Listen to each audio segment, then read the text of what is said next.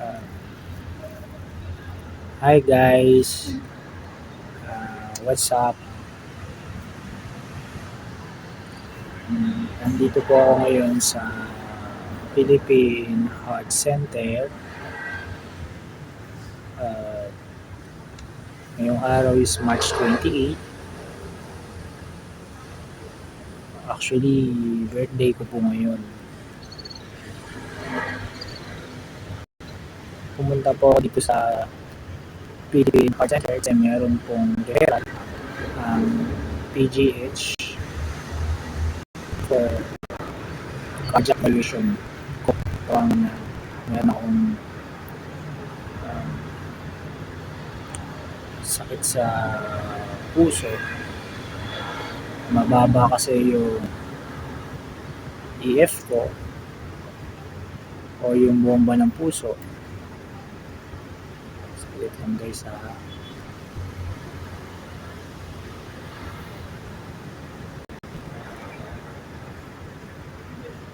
Uh, Ayun nga, for cardiac evaluation ako kasi nga yung aking EF or yung bomba ng puso ko is 15 to 20%. So, yung nararamdaman ko po ngayon talaga is pag naglalakad ako po ay nahihirapan. Nahihilo po ako. Dahil sabi nga po dyan sa loob ng heart center,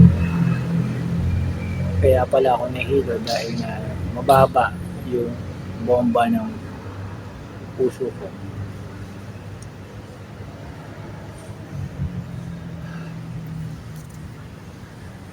Nag-video rin ako ngayon guys kasi dami nagsasabi doon sa post ko, sabi mambubudol daw ako, which is hindi naman po ako mambubudol kasi totoo pong may sakit ako.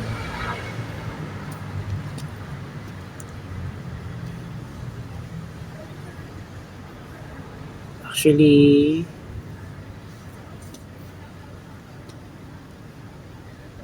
may mga pruweba ako. Meron po akong clinical abstract at mga medical certification na galing sa PGH. Patunay po yon na hindi ako mabubudol.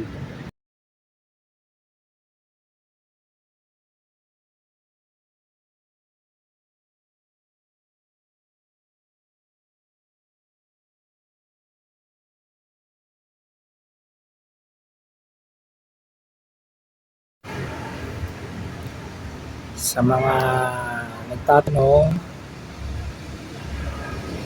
sa akin kung ano ba yung mga naging ano ba yung sakit ko, actually maraming findings ang doktor sa akin sa PGH. Una na dyan is yung sakit sa puso, which is yun nga yung mahina yung bomba ng puso, nasa 15 to 20% EF lang yung puso ko.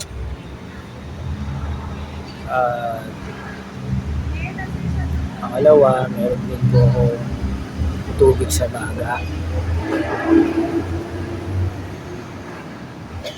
Then sabi rin meron din daw po akong CKD. Pero hirap din po ako maglakad. Ako po'y hinihinay, nahihilo. Nagkaroon po ako ng acid reflux. Then karoon din ako ng anxiety. Dahil sa mga naging Dahil nga sa sitwasyon ko, hindi ko maiwasan magkaroon ng anxiety.